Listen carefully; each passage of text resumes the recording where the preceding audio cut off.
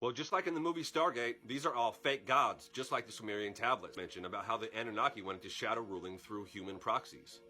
But these proxies and Nephilim, especially as they got less percentage Nephilim, less percentage fallen angel, they just kept pretending that they were gods and had special powers. And this is the origin of leaders, governments, and rulers around the world. Coming from the stars, the right to rule. Which is also why most people have no idea who Jesus really is and just hear a bunch of bad stuff about the church, which has nothing to do with what Jesus is. Jesus is the most hated person in the Matrix controlled by these fallen angel and all their money groups, which controls everything basically. The Matrix has hidden it from you. Jesus came to set everybody free. Check out Yahweh's heart from these two verses right here. From Isaiah, learn to do good, seek justice, correct oppression, bring justice to the fatherless, and plead the widow's cause.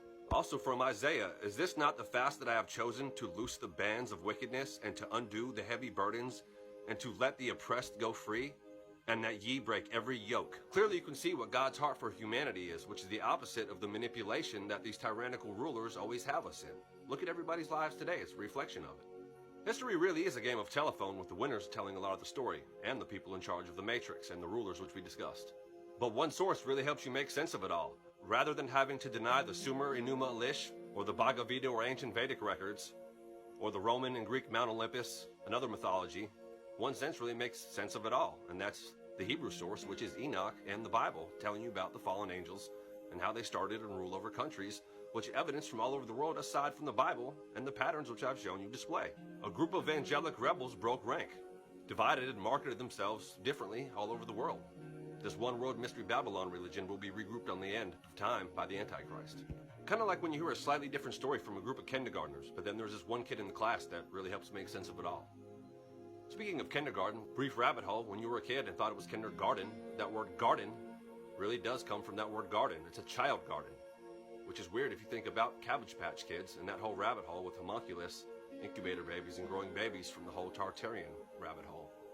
In close, the book of Enoch says that there was a war in heaven and a mass dispersion, and these beings went all over the world starting cultures demanding to be worshipped, demanding sacrifices. And like I said, Jesus came to flip the script, and instead of demanding sacrifice, he gave himself as a sacrifice once and for all, to let as many people that wanted to leave this matrix of fallen angel domination to come roll with the big dog.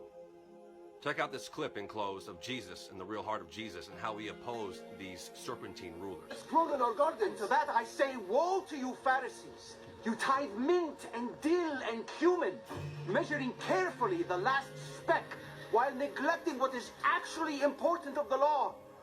Justice and mercy and faithfulness. You blind guides, straining out an gnat while swallowing a camel. Look at these people. What have you done to help them? See you next time on The Savage Truth.